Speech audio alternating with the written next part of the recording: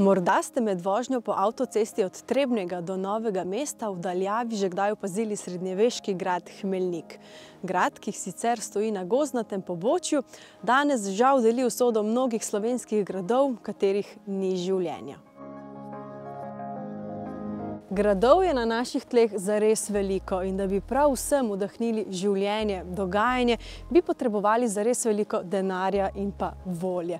Tako mnogi ti več stoletij stari pričevalci zgodovine v današnjih dneh žal ostajajo pozabljeni in obiskani le ob takšnih priložnostih, kot je danes naša. In zakaj smo torej mi danes prišli sem? Preizkušali smo Suzukijev štirikolesni pogon.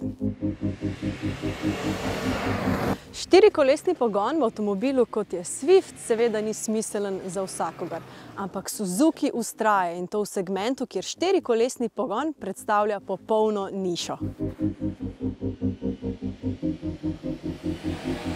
No, za tiste, ki tako gnan avto potrebujejo, pa je Swift lahko zelo racionalna izbira. Štirikolesni pogon bo namreč omogočil učinkovito in pa lažje premagovanje tudi zahtevnejših terenov. Mogoče bo ali pa celo lažje bo doseči tudi tiste točke, kamor bi se sicer podali obuti v gojzarje.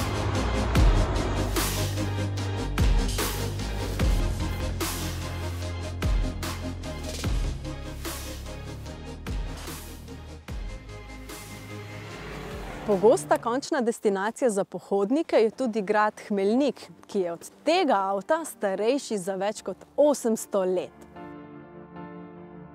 Če bi znal govoriti, bi grad, ki je dobil ime po hmelju, pripovedoval zgodbe o bitkah s turškimi napadalci, o prvih tiskanih knjigah v slovenskem jeziku, ki jim je nudil zatočišče, in pa o žalostnem obdobju med drugo svetovno vojno, ko je bil žal tudi požgan. Eden najstarejših gradov na slovenskih tleh je od leta 1999 tudi kulturni spomenik državnega pomena, a njegova vrata ostajajo trdno zapečatena. No, morda pa nekoč pokukamo tudi v njegovo notranjost.